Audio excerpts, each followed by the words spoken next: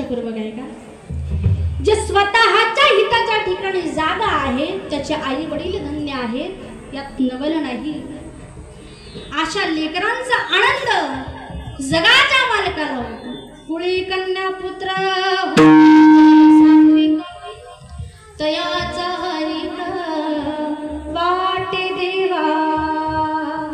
अशा चांगल्या लेकरांचा आनंद जगाच्या मालकाला होतो, विश्वाच्या मालकाला होतो. मग चांगले लेकर हे कशावरनं ठरवायचे? पहिलं मंडळ कशावरनं ठरवायचे? इस्त्रीचे कपडे घातले म्हणून, इकडून केसाचा भान पाडला म्हणून काय चांगले समजायचं का? कळतंय का माझं बोलणं? चांगलं समजायचं का? नाही. चांगले लेकर कशावरनं ठरवायचे? तर गीता भागवत करीती श्रवण, अखंड चिंतन विठोबाचे. ज्याच्या मुखामध्ये भगवान परमात्म्याच्या नामाची ओढी आहे, ज्याला ओढ आहे, गोडी आहे, अशा लेकरांची सेवा मला घडू दे. असं मी नाही म्हणत बरं का, तुम्ही सुद्धा नाही म्हणत, कोणता कीर्तनकार सुद्धा नाही म्हणत. असं कोण म्हणतं? तर ज्यांनी आपल्यासाठी कीर्तनाची गंगा या ठिकाणी खुली करून दिली, असे श्री संत जगद्गुरु तुकोबाराय सांगतात. तुका म्हणे माझा घडो त्यांची सेवा, परी माझ्या दैव पारे. सरळ सरळ भावार्थ आता आपण याचा विस्तार करण्याचा प्रयत्न करूया. विठ्ठल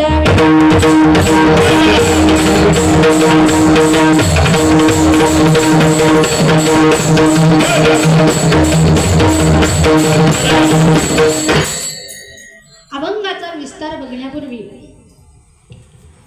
थोडक्यामध्ये अल्पशः पर्याय देणे हे वक्त्याचं आद्य कर्तव्य असतं. त्याने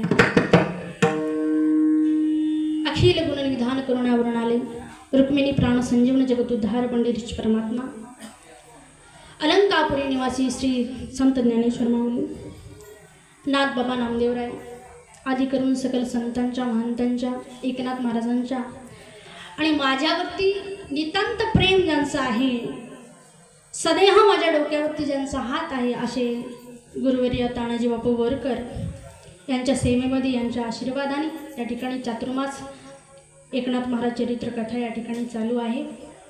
आणि या ठिकाणी तुम्ही ऐकायला सुद्धा येत आहात गेल्या 5 दिवसापासून. आजचं हे 5व्या दिवसाचं पुष्प हे माझ्या वाट्याला आलं, माझ्यासारख्या पामराच्या वाट्याला आलं, हे माझं भाग्य समजते. आणि खरं तर कमीत कमी या गावामध्ये 5-6 वर्ष झाले असेल मी या ठिकाणी आलेली आहे. हे गाव बघितलेलं आहे. फार चांगली जिव्हाळ्याची या ठिकाणी मंडळी आहे. आमचे टाळगरी वृंद असतील, आमचे गायनाचार्य असतील, सर्व या ठिकाणी मंडळी. शेवटला मी नाव घेणारच आहे सगळ्यांचं, परंतु सगळे आहेत या ठिकाणी आलेले आहेत. महिला मंडळसुद्धा चांगल्या उपस्थितीमध्ये आहे. रोज एवढीच येतात का? आज वाढले? हां, जे आलं नाही त्यांनी लवकर या बरं का. हां, नाही तर जेवण तिकडं झोपचा. या गावामध्ये आल्याच्या नंतर या गावातल्या सप्ताहाचा जे दिसण्याचं जे दृष्टिकोन आहे, जे वातावरण आहे, काही आगळं वेगळंच आहे बरं का. आगळं वेगळं आहे. या ठिकाणी सप्ताहामध्ये हरिपाठामध्ये चिमुकले लेकर खेळतात हरिपाठ, पण आज ते त्यांचे पाय दुखत होते म्हणून ते थांबले, आज झोपले बिचारे. तरी 2 आहेतच आमच्या 2 मुली आहेत. दीदी हे कोणाच्या संस्थेत आहेत म्हणले बाबा? आपली ज्योतिताई धनाडे फार मोठ्या गायिक आहेत आणि कीर्तनकार, भागवतसुद्धा करतात. फार महाराष्ट्रभरामध्ये त्यांचं नाव आहे आणि आपल्याही गावामध्ये त्यांची कथा झालेली. त्यांच्याकडे या मुली आहेत. अवश्य त्यांच्यासारख्याच ह्या घडो यांना शुभेच्छा आहे. सर्वांनी असे लेकरं पाहिजेत. मस्त या ठिकाणी हरिपाठ खेळतात, आनंद घेतात, उड्या मारतात. आणि हे आनंद कुठं असला पाहिजे? याच ठिकाणी असला पाहिजे. आणि खऱ्या अर्थाने या गावामध्ये आल्याच्या नंतर साधू संतांचे शब्द खरे झाले बरं का. तरणा भाग्यवंत नटे हरिकीर्तनात असेल तर या गावामध्ये झालेले. म्हणून महिला मंडळ सुद्धा मी आल्याला एक आजीबाई आली होती माझ्याजवळ आणि म्हणून लागली आजीबाई हो अशाच आनंदामध्ये उड्या मारल्या पाहिजे. आणि इथंच आनंद आहे म्हणून सर्व काही. म्हणून इतर कुठं नाचायचं नाही, फक्त आणि फक्त भगवंताच्या नामस्मरणामध्ये या सप्ताहामध्ये सहभागी होऊन या ठिकाणी नाचायचे आपल्याला. विठ्ठल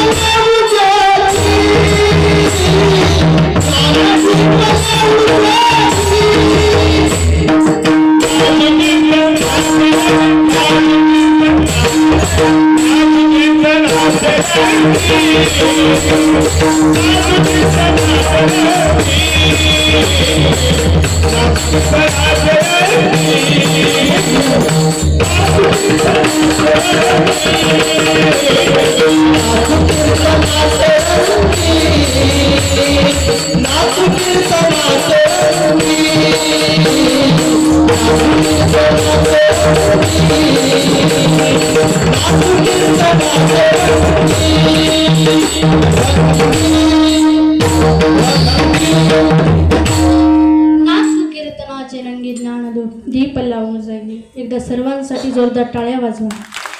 मृदंगाचार्य आमचे गायक मंडळी अतिशय सुंदर साथ मला आहे त्यांचे.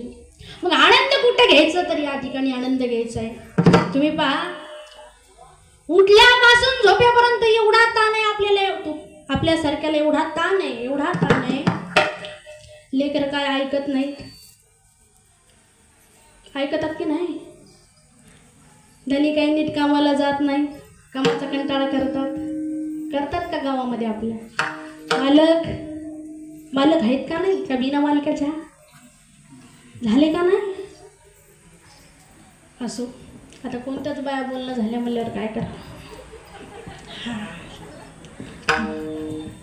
असो, मालक काही नीट कामाला जात नाही, शेतामध्ये गेलं तरी हाताला काही येत नाही, मुलीला मनासारखं वर भेटेना, मुलाचा काही ठेपा कुठे लागेल. एक ताण आहे का आपल्या पाठीमागे? एक टेन्शन आहे का? एक बाई म्हणते, ज्या बाईला सून नाही, एक पण सून नाही, ती बाई म्हणते की कधी मला सून येईल, तिला सुद्धा टेन्शन.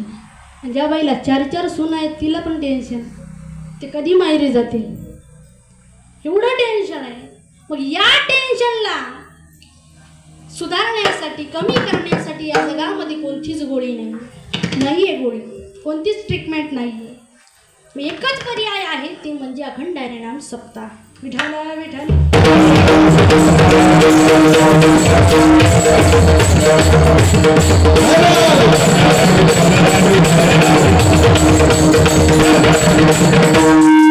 या ठिकाणी आनंद देता सुद्धा येतो आणि घेता सुद्धा येतो. आणि या ठिकाणी आनंद घ्यायचा आहे आपल्याला, सर्वांना आनंद घ्यायचा आहे. आनंदाचे लाडू सेवितो हा रस वाटितो अनेका प्राणभर, हे सर्वांसाठी आहे, सर्वांसाठी. म्हणून आनंद या ठिकाणी घ्यायचा आहे आपल्याला. आणि खऱ्या अर्थाने या ठिकाणी जगद्गुरु तुकोबारायांचा अभंग या ठिकाणी निवडलेला आहे. जगद्गुरु तुकोबाराय महान साधू आहेत, वैराग्य मूर्ती जगद्गुरु तुकोबाराय. खऱ्या अर्थानं वैराग्य या शब्दाला ज्यांच्यामुळे खऱ्या अर्थामध्ये वैराग्य यावं असे जगद्गुरु तुकोबाराय. फार मोठे संत आहेत, फार मोठे साधू. संप्रदायाचा कळस आहे, संप्रदायाचं नाक आहे, परमार्थाचं नाक म्हणजे जगद्गुरु तुकोबाराय. फार मोठ्या संतांचा या ठिकाणी अभंग निवडलेले संत तुकोबाराय स्पष्ट शब्दामध्ये सांगतात की आम्ही जिथं भजन करत करत चालतो, आमच्या बरोबर देव सुद्धा मागे पुढे असतो आणि भजन करतो. आम्ही भजन करता वेळेस चालत असताना आमच्या मागे पुढे भगवंत सुद्धा असतो, आमच्या सोबत भजन करत असतो. हे तुकोबारायांनी सांगितले. जिथे जातो तेथे तू माझा सांगती आणि चालविसे हाती धरून सोबत असतो. प्रत्येक श्वासाला, प्रत्येक क्षणाला ज्या तुकोबारायांबरोबर भगवंत असते असे जगद्गुरु तुकोबाराय आहे. भक्तीचा प्रभाव एवढा मोठा आहे, एवढी मोठी भक्ती आहे त्यांची. भक्तीचं सामर्थ्य एवढं आहे की साक्षात जगाचा मालक त्यांच्या सोबत असतो, प्रत्यक्ष श्वासाला असतो.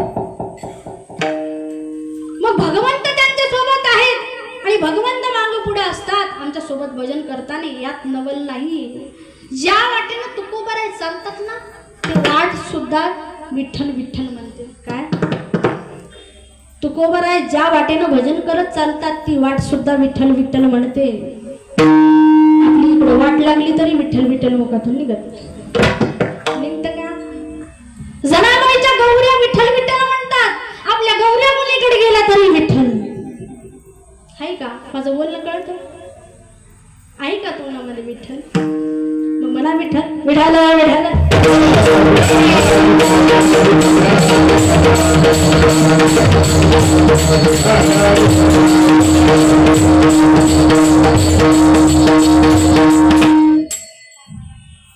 त्या ठिकाणी विठ्ठल विठ्ठल रस्ता म्हणायची, जे पाऊल वाट आहे ते विठ्ठल विठ्ठल म्हणायचे. एवढं भक्तीचं सामर्थ्य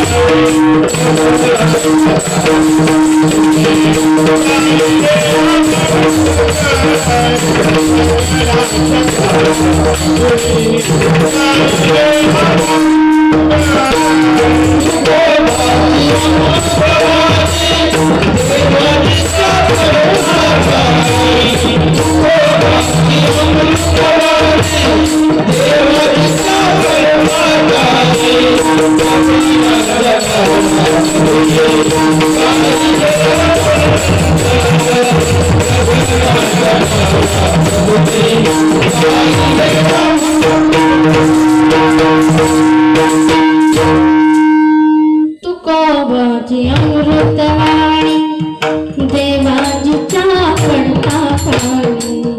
तुकोबाची अमृतवाणी देवाजीच्या पडता पाणी. दगडाच्या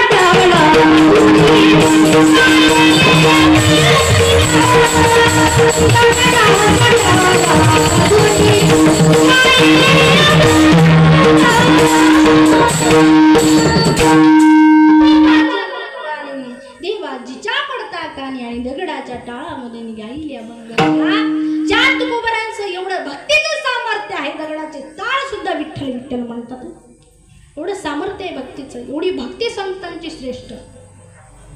बघा जगद्गुरु तुकोबाराय या ठिकाणी भविष्याचा वेध घेऊन या ठिकाणी सांगतात. या अभंगामध्ये महत्वाचं विवेचन करतात की येणारा काळ फार अवघड आहे. तुम्ही बघा या घडामोडीच्या परिस्थितीमध्ये सर्वांकडे गाडी बंगली आहेत. इकडे लक्ष द्या. सर्वांकडे गाडी बंगली आहेत, मान आहे, सम्मान आहे, बँक बॅलन्स आहे, सर्व काही आहे. अख्खं गाव शब्दाच्या पलीकडे जात नाही, परंतु आपल्या पोटची पोरं ऐकत नाही. हे खरी आहे की नाही बाबा गोष्ट आहे? अख्खं गाव शब्दाच्या बाहेर जात नाही, परंतु आपलीच पोटची पोरं ऐकत नाही. हे शोकांतिक आहे. हे प्रत्येक घरामधलं दुःख आहे. हे प्रत्येक घरामधली गोष्ट आहे. तुकोबाराय सांगतात येणारा काळ फार कठीण आहे. त्या काळामध्ये मुलं मायबापांचं ऐकणार नाही.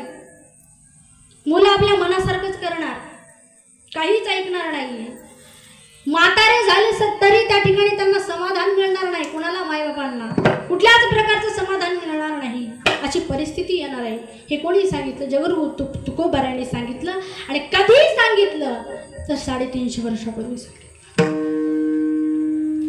350 वर्षापूर्वीचा या ठिकाणी भविष्य आता हे घडतंय की नाही? खऱ्या अर्थामध्ये घडते. तुकोबारायांचे शब्द खरे झालेले.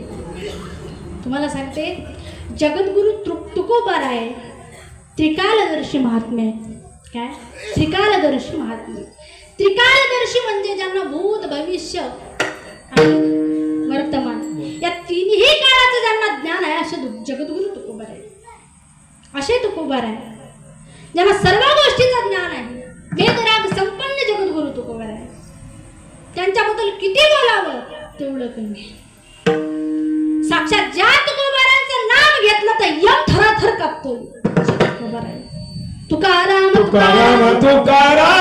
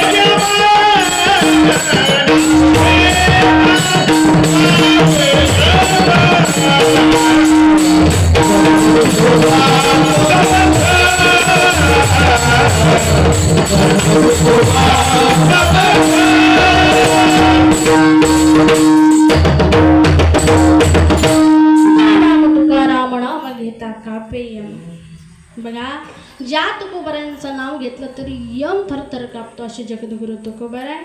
त्यांचं भक्तीचं सामर्थ्य एवढं मोठं आहे. जगद्गुरु तुकोबार सांगतात, येणारा काळ फार कठीण आहे.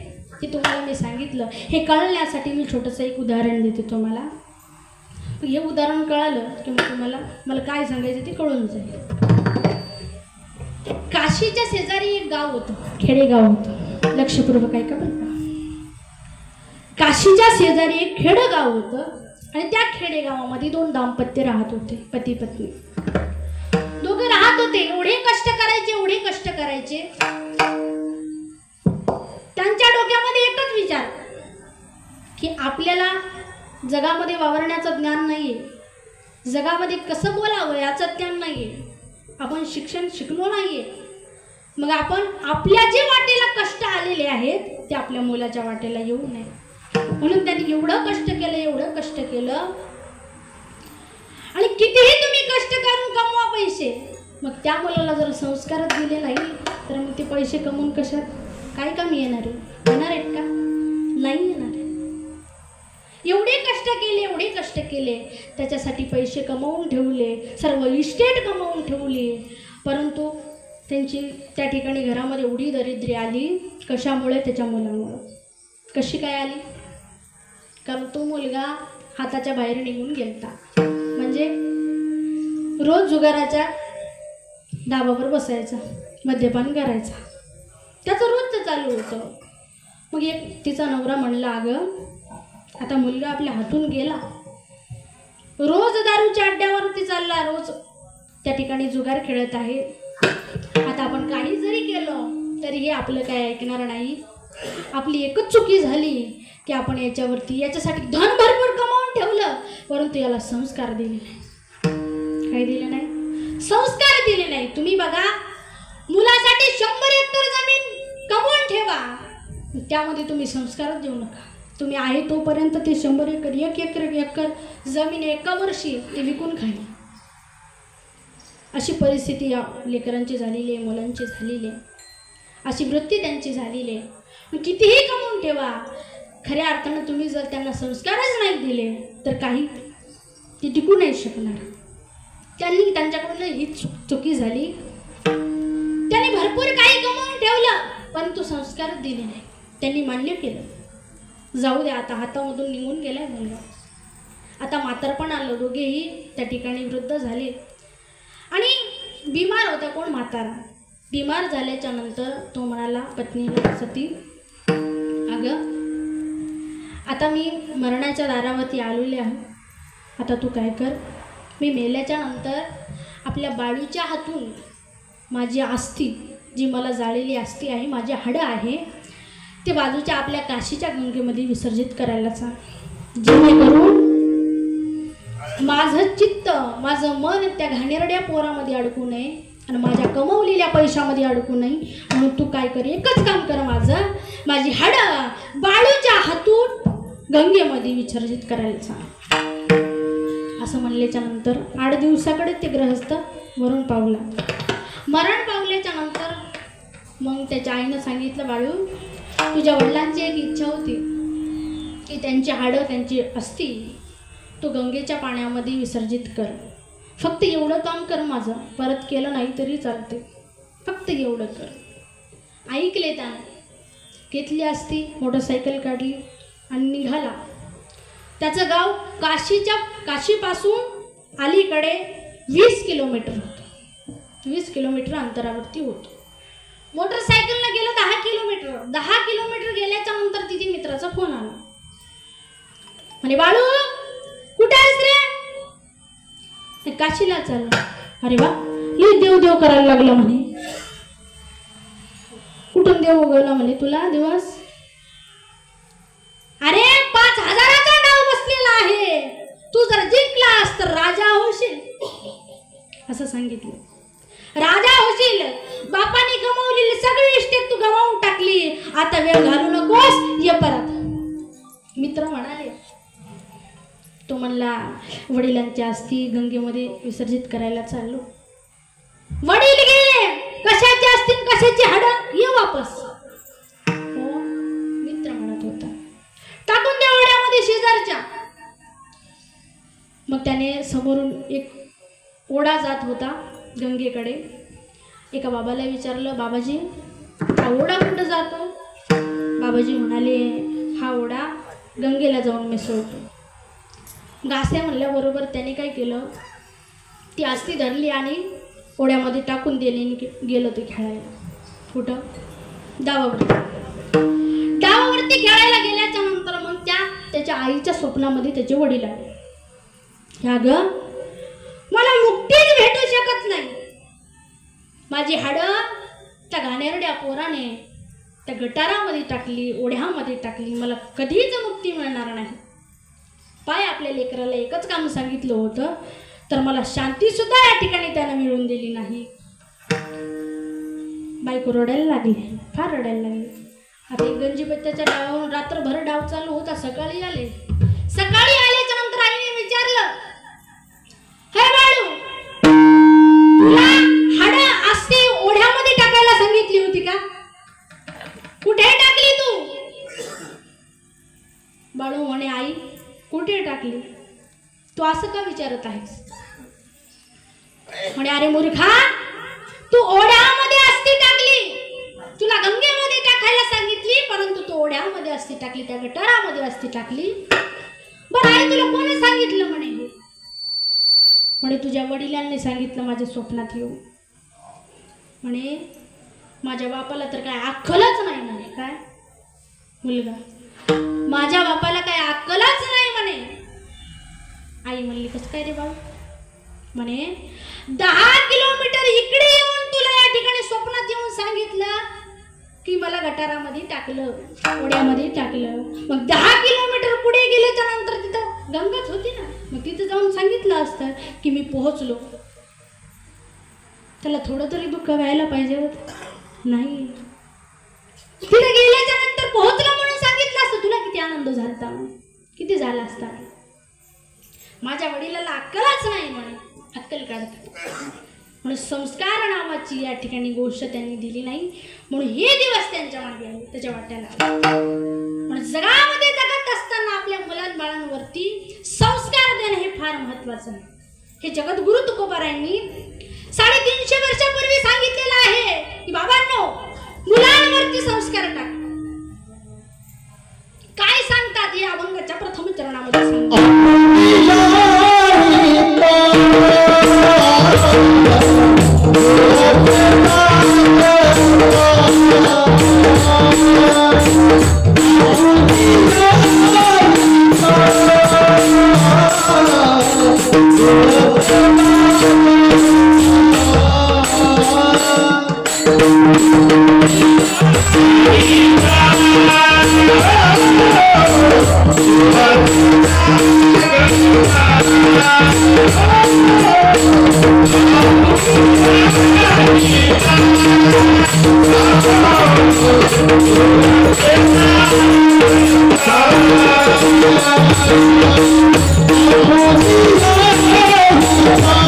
Oh,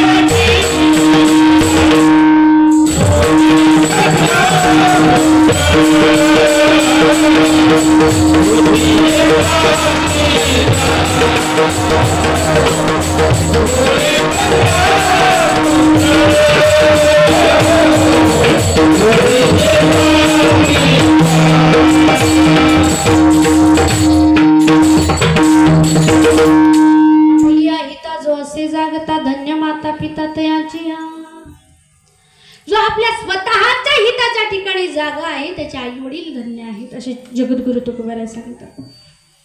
ज्याला स्वतःच हित कळतं, ज्याला स्वतःचं चांगलं वाईट कळतं, अशा लेकरांना या ठिकाणी धन्यता देतात, त्यांच्या आई वडिलांना धन्यता देतात तुकोबाराय. तुम्ही बघा हित कशाला म्हणतात आणि जागा कशाला म्हणतात यामधला फरक तुम्हाला सांगतो. काही लोकांना हित पण कळत नाही आणि जागा कोण आहे हे सुद्धा कळत नाही. काही लोक कीर्तनात असून सुद्धा, जागे असून सुद्धा झोपलेले असतात बरं. काही काहींची सवय असते डोळे उघडे करून झोपायची, झोप लागते त्यांना परंतु डोळे उघडे असतात, झोपलेले असतात पण डोळे उघडे असतात. हे त्या ठिकाणी खऱ्या अर्थाने ते झोपलेलं आहे. या ठिकाणी आल्याच्या नंतर जागे राहिलं पाहिजे. काय जागा राहिलं पाहिजे. या ठिकाणी आल्याच्या नंतर या गोष्टीमध्ये, परमार्थाच्या गोष्टीमध्ये जागे राहिलं पाहिजे. प्रत्येक गोष्टीमध्ये तुम्ही घरी जा, जागा नाही राहणार, कुठेही जा जागा नाही राहणार. या ठिकाणी आल्या खऱ्या अर्थाने तुम्ही त्या ठिकाणी तुम्हाला जाग्यामधून त्या ठिकाणी मुक्त होईल, तुम्ही उठसाल. या ठिकाणी सांगते मी तुम्हाला कळण्यापुरतं. जागा कशाला म्हणतात? जागा रात्रभर भजन केलं आणि दुसऱ्याचं सकाळी सकाळी दुसऱ्याचाच मक्का कापून नेला आणि म्हशीला टाकलं, याला जागा म्हणतात का? दुसऱ्याच्या शेतामध्ये निंदायला गेला आणि त्यांची वांगी तोडून आणली, ह्याला हित म्हणतात का? नाही म्हणत हित. कशाला? काही लोकांना हित पण कळत नाही आणि जागा राहणं पण कळत नाही.